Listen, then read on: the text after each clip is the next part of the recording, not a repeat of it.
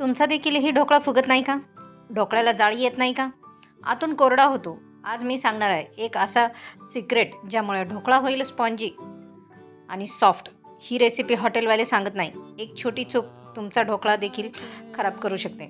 पण आज ती चूक मी काढून टाकणार आहे.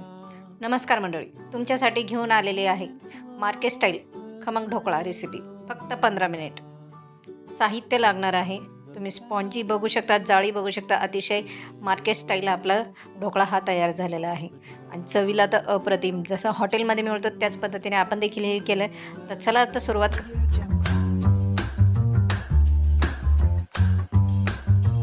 त्यासाठी लागणारं साहित्य पाहणार आहोत. एका बाउलमध्ये 1 कप बेसन पीठ घ्या, चवीनुसार मीठ घ्या, अर्धा चमच हळद, लिंबू सत्व, अर्धा चमच छोटा चमचा साखर, हिरवी मिरचीचे 2 काप, 1 इंच आलं. सर्वात आधी मिक्सरमध्ये हिरवी मिरची आणि आलीची पेस्ट करणे. नंतर मिक्सरच्या भांड्यात लिंबू सत्व, साखर, मीठ, बेसन पीठ, थोडंसं पाणी टाकून फेटून घ्या.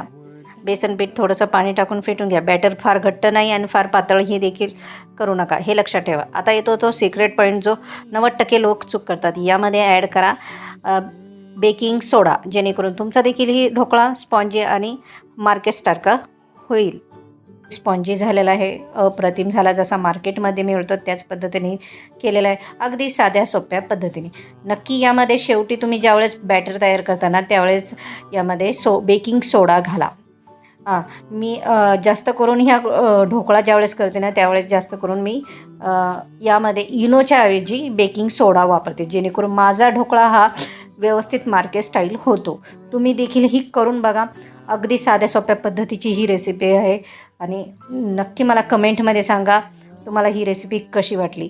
तर पुन्हा भेटणार आहोत अशा व्हायरल रेसिपीसाठी. तर लवकरात लवकर चॅनलला सबस्क्राईब करा आणि इथे रेसिपीचा आनंद घ्या. तर तोपर्यंत मस्त खा, मस्त राहा. तोपर्यंत